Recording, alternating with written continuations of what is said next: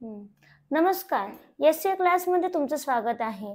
मागच्या व्हिडिओमध्ये आपण स्थानिक किंमत आणि दर्शनी किंमत म्हणजे काय, दशम्या पद्धत म्हणजे काय हे बघितलं.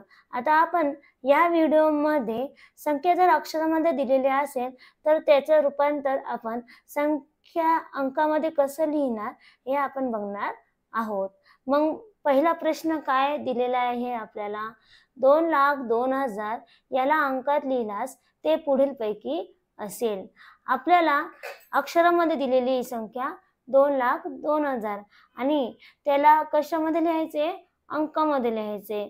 तर आपण कसं काढू ते बघूया.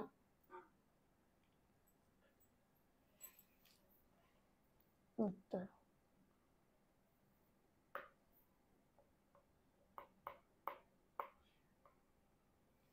2,02,000.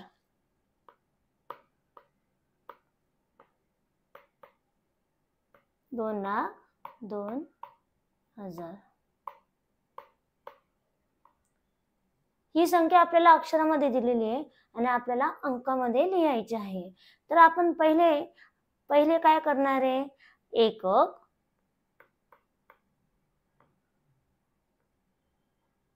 नंतर दशक, शतक,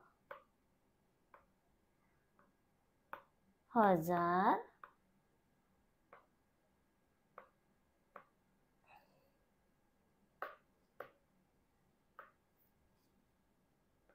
दशहजार,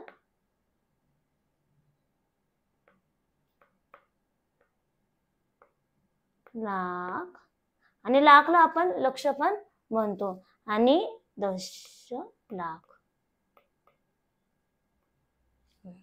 हे बघा, आपल्याला आता 2,02,000 ही खूप मोठी संख्या आहे आणि ते अंकामध्ये कसं लिहिणार, त्याच्यासाठी काय करायचं, एककच्या घरामध्ये एक अंक टाकायचा, दशक मध्ये अंक टाकायचा, शतक, हजार या सगळ्यांमध्ये आपल्याला अंक टाकायचे आहे.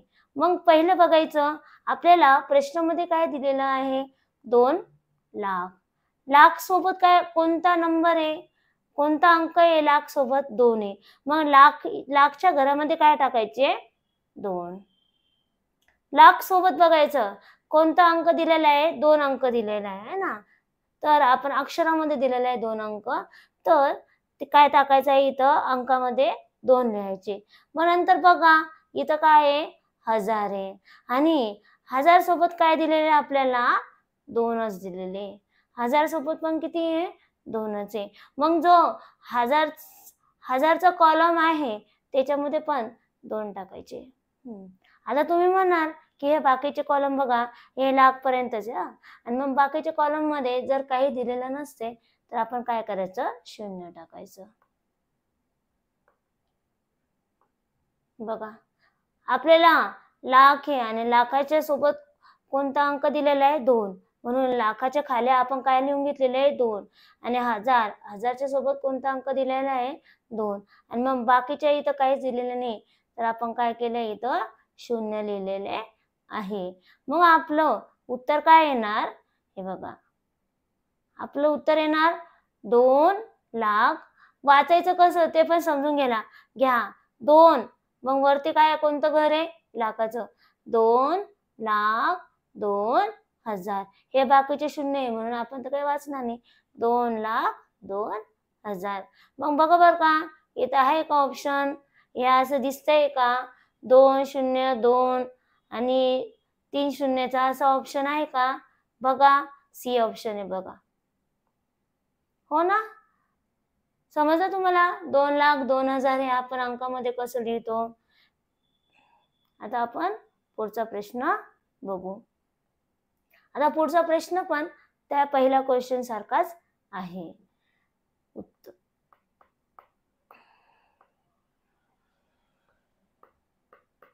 7,05,000,2. आता हे आपण अंकामध्ये कसं लिहिणार, 7,05,002. बघताना तर किती मोठी संख्या वाटते, पण लिहिताना बघा आपण काय करायचं, त्याचं स्थान कुठे आहे ते बघायचं. एककच्या इथं कोणता अंक येणार, अजून दशक, दशकच्या इथं कोणता अंक येणार, दशकच्या पहिलं काय येतं, शतक. मग नंतर काय, त्याचं स्थान पहिलं पाहून घ्यायचं आणि आपण अंक लिहायचे. हजार, हजारच्या पहिले 10,000 आणि लाख. आणि मग मागच्या क्वेश्चन मध्ये तुम्हाला सांगितलं होतं तसंच बघायचं. इथं बघा लाख आहे हो ना, तर लाखाच्या पहिले कोणता अंक आहे, 7 अंक आहे, 7 दिसते तुम्हाला. मग लाखाच्या स्थानावर काय लिहायचं, लाखाच्या घरामध्ये काय लिहायचं, 7. आणि इथं बघा, इथं नंतर काय आहे, हजार. हजारच्या सोबत कोणता अंक आहे, 5 हा अंक आहे. मग हजारच्या खाली किती लिहायचे, 5. आणि इथं शेवटी बघा फक्त 2 दिलेले.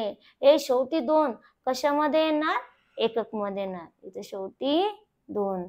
आता बाकीचे बघा, बाकीच्या मध्ये आपल्याला काहीच दिलेलं नाही. जर काहीच नाही दिलं तर आपण काय लिहितो, 0 इथं असं लिहितो. मग आपण बघा अक्षरामध्ये आपला संख्या होती, आपण काय केली ती अंकामध्ये. आणि कोणती संख्या तयार झाली, 7,05,002. आणि इथं बघा तुमचा आता ऑप्शन आहे का असं,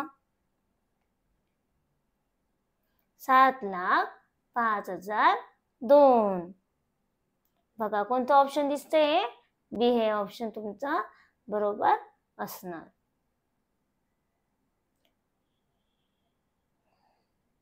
तिसरा क्वेश्चन पण तसाच. तिसरा क्वेश्चन कोणता आहे बघा,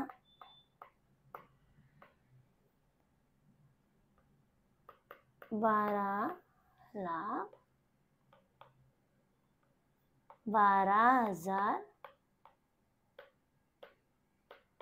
12,12,000 आणि 12. आता इतका मोठा नंबर आपण अंकामध्ये कसं लिहिणार, तर बघा मी तुम्हाला काय सांगितलेले, हे जे आपण अंक असतात तर त्याला त्याचं स्थान द्यायचं. एकक मध्ये येणार का, दशक मध्ये येणार का, शतक. शतकच्या पहिले 1000,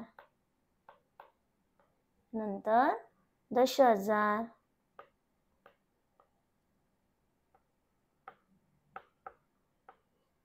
नंतर लाख, नंतर दशलाख. आपण 10 लक्ष पण म्हणतो आणि लाखाला लक्ष पण म्हणत असतो, दशलाख.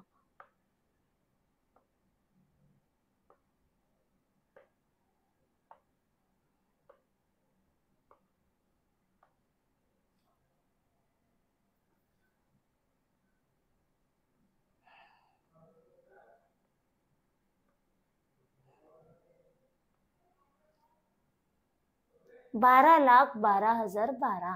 मी तुम्हाला सांगितलेले लाखाच्या पहिले कोणती संख्या आहे, 12. मग लाखाची इथे तर फक्त एकच अंक असणार. मग दशलाख आहे ना, तर तिथं काय लिहिणार आपण, 1. आणि 12 लाख. मग नंतर किती आहे, 12,000. 10च्या इथं आणि इथं 12. आणि नंतर किती आहे, फक्त 12 आहे, 12. आणि शतकच्या इथं काय येणार, 0. कारण की आपल्या शतक बद्दल माहिती नाहीये, फक्त किती दिलेले, 12,12,000 आणि 12. बघा बर का, हा ऑप्शन कुठे दिसते तुम्हाला, 12,12,000 आणि 12. बघा सी ऑप्शन आपलं उत्तर असणार आहे. आता चौथा क्वेश्चन नीट समजून घ्या. हे 3 क्वेश्चन तर सारखेच होते. आपल्याला संख्या अक्षरामध्ये दिलेल्या होत्या आणि त्याचं काय करायचं होतं, अंकामध्ये लिहायचं होतं. आणि मग त्याच्यासाठी आपल्याला एकक, दशक, शतक याच्या मदतीने आपण ते प्रश्न सोडवले. आता आपण चौथा प्रश्न तसाच आहे, पण काय विचारलेलं आहे ते आपण बघू. 30,746 या संख्येतील कोणत्या अंकाचे स्थानिक मूल्याला अजून एक नाव आहे, स्थानिक किंमत सर्वात अधिक आहे.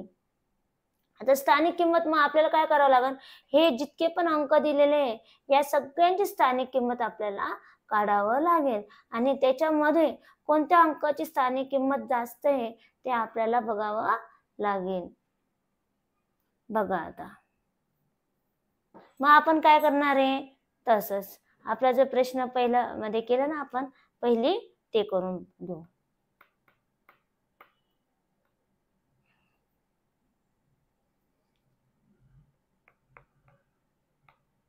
एकक नंतर दशक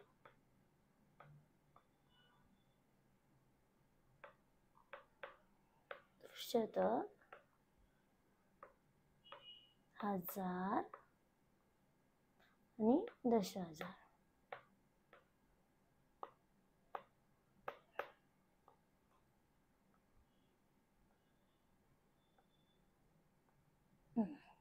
बघा आता आपल्याला काय दिलेलं आहे, कोणता नंबर दिलेला आहे, 30,746 नंबर आपल्याला दिलेला आहे आणि आपल्याला मग काय करायचं आहे, या कॉलम मध्ये हा नंबर लिहून काढायचा आहे. एकक आहे म्हणजे शेवटचा, पहिले काय येणार, एककच्या इतर येणार 6, मग नंतर 6च्या पहिले किती आहे, 4, 4 काय येणार, दशक मध्ये येणार, मग 4च्या पहिले किती आहे, 7, शतक मध्ये येणार, मग 1000च्या इथं किती काय दिलेलं आहे, 0 आणि 10,000च्या इथं काय ते येणार, 3, 30,746.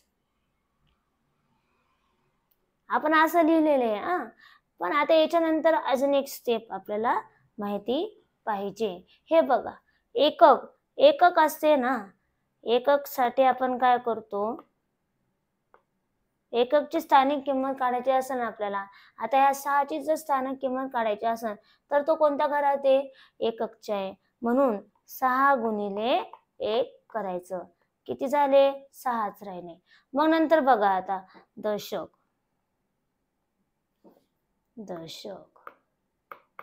दशकच्या घरात कोणता नंबर आहे, कोणता अंक आहे, 4, दशक येते, मग काय येणार, 4 गुणिले 10 म्हणजे किती झाले, 40. 4 10 किती होतात, 40 दशक, 4 10 40.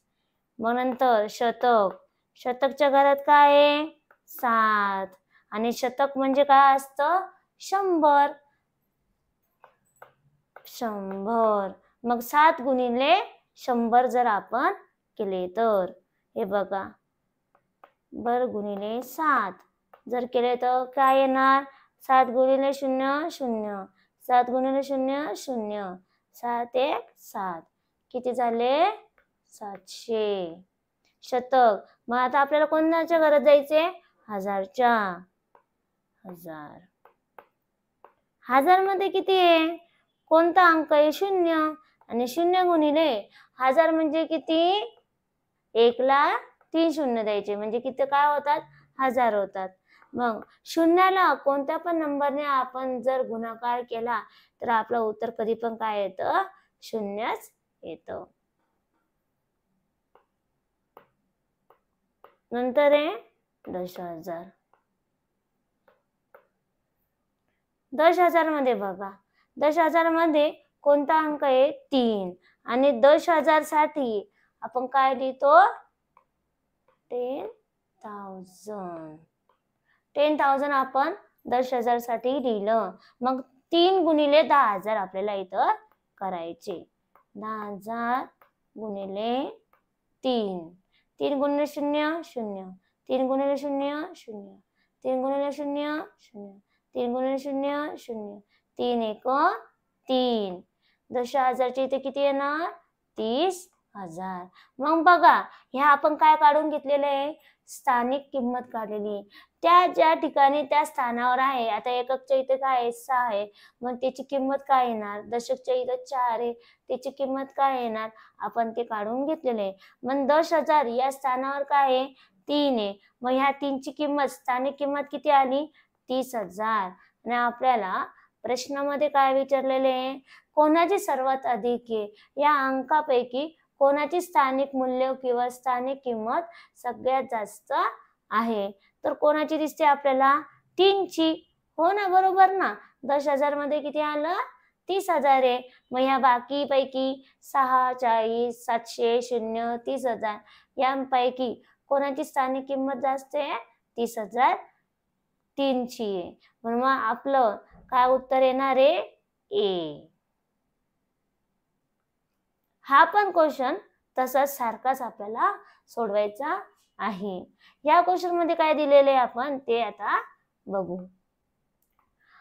18,759 या संख्येतील कोणत्या अंकाचे स्थानिक मूल्य सर्वात अधिक आहे? आपल्याला हा अंक दिलेला आहे, ही संख्या दिलेली आहे आणि ह्या संख्यामध्ये कोणत्या अंकाची स्थानिक किंमत जास्त आहे हे आपल्याला विचारलेलं आहे.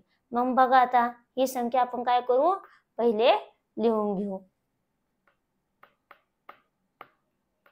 आपल्याला संख्या कोणती आहे? 18,759. 18,759. मग आता आपल्याला स्थानिक मूल्य काढायचं आहे त्याचं. स्थानिक मूल्य काढण्यासाठी मी तुम्हाला पहिले कोणती स्टेप सांगितलेली आहे? पहिले तर तो अंक कोणत्या घरात आहे ते आपल्याला पहिले बघायचं असतं. मग एककच्या घरात आहे का दशक मध्ये ते आपण पहिले बघू. दशक, शतक,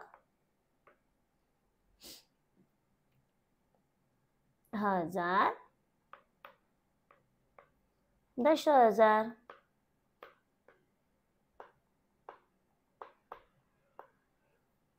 कोणत्या घरामध्ये?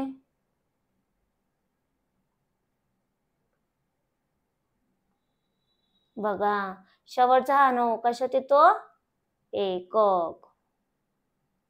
मग एकच्या पहिलं काय? 5. 5 कशात येतात? दशक. शतक मध्ये 7, हजार मध्ये 8 आणि 10,000 मध्ये 1. मग आता आपल्याला स्थानिक किंमत काढण्यासाठी काय करावं लागेल? एकक. एकक मध्ये तर 9 ला काय करायचं? गुणिले 1 करायचा. 9 गुणिले 1 किती होतात? 9. मग नंतर दशक मध्ये असेल तर 5. दशक आहे ना, दशक म्हणजे किती असतात? 10. एकक म्हणजे काय? 1. दशक म्हणजे 10. 5 गुणिले किती करावं लागेल आपल्याला? 10. 5 गुणिले 10 50. मग नंतर आपण काय करू? शतक. शतक म्हणजे किती? 100. आणि शतकच्या स्थानावर शतकच्या घरामध्ये कोणता अंक आहे? 7 हा अंक शतकच्या घरामध्ये आहे. मग 7 गुणिले 100. 7 गुणिले 100 मी तुम्हाला सांगितले होते. 100 ला काय करायचं? 7 ने गुणाकार करायचा. 7 गुणिले 0 0. 7 गुणिले 0 0. 7 1 7. मग शतकच्या इथं किती आले? 700. आपण पुढचा बघू आता. हजार.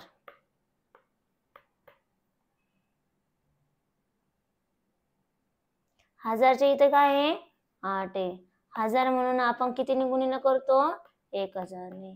8 गुणिले 1000 किती होतात? हे बघा 1000 गुणिले 8. 8 गुणिले 0 0. 8 गुणिले 0 0. 8 गुणिले 0 0. 8 1 8. मग किती आले इथं? हजारच्या इथं किती आले? 8,000. मग शेवटचा आता 10,000. 10,000च्या इथं कोणता अंक आहे? 1 हा अंक आहे. आणि त्या घराची किंमत किती आहे? 10,000 मध्ये 10,000. मग 1 गुणिले 10,000 केले तर किती येतात? 10,000. बघा या सगळ्या अंकांपैकी 1 8 7 5 9 या सगळ्या अंकांपैकी स्थानिक किंमत कोणाची जास्त आहे? या अंकाची स्थानिक किंमत किती येते? 10,000 येते. 8 या अंकाची स्थानिक किंमत किती आहे? 8,000. 7 या अंकाची स्थानिक किंमत 700. 5 या अंकाची स्थानिक किंमत किती आहे? 50. या सगळ्यांची स्थानिक किंमत लहान आहे. फक्त सगळ्यात जास्त स्थानिक किंमत कोणाची येते? 1 ची. आणि ती पण किती येते? 10,000. मग आपलं उत्तर काय असणार आहे? पहिलं ऑप्शन A 1 1 हे आपलं उत्तर असणार आहे.